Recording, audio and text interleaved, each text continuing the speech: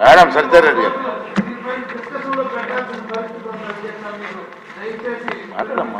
మన జాతిపిత మహాత్మా గాంధీ కలలు కన్న గ్రామ స్వరాజ్యం గ్రామాల్లో స్థాపించాలనే మంచి ఉద్దేశంతోనే ఈ కేంద్ర ఆర్థిక సంఘము గ్రామ పంచాయతీలకు మండల పరిషత్తులకు మరియు జిల్లా పరిషత్తులకు నిధులు విడుదల చేసింది అధ్యక్ష. గత ప్రభుత్వం ఈ నిధులను సక్రమంగా విడుదల చేయడంలో పూర్తిగా విఫలమైంది అధ్యక్ష. పంచాయతీలకు చెందాల్సిన దాదాపు 12,000 కోట్ల స్థానిక సంస్థల నిధులను వైసీపీ ప్రభుత్వం దోచుకోయింది అధ్యక్ష.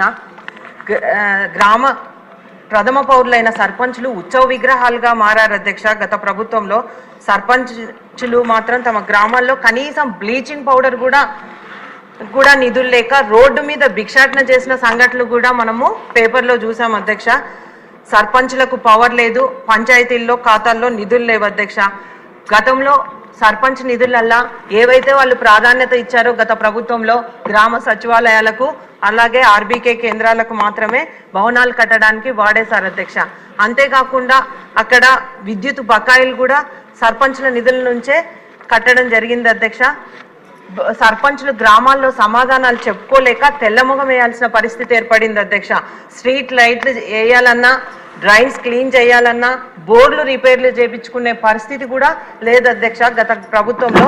అదే మన ప్రభుత్వం అధికారంలో ఉన్నప్పుడు లోకేష్ బాబు గారు పంచాయతీరాజ్ మినిస్టర్గా ఉన్నప్పుడు అధ్యక్ష మనము దాదాపు 25,000 కిలోమీటర్లు రోడ్లు వేయించడం జరిగింది అధ్యక్ష.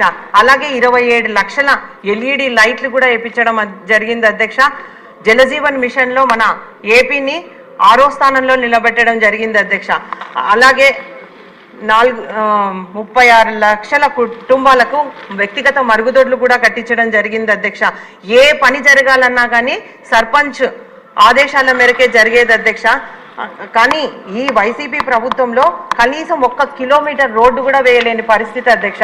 అంతేకాకుండా అధ్యక్ష జలజీవన్ మిషన్ లో ఈ రోజు మన రాష్ట్రం 26వ స్థానంలో ఉందంటే సిగ్గుపడాల్సిన విషయం అధ్యక్ష. కాబట్టి అంతేకాదు అధ్యక్ష వీళ్ళు 5 ఏళ్లలో ఒక మరుగుదొడ్డి కూడా కట్టలేదు.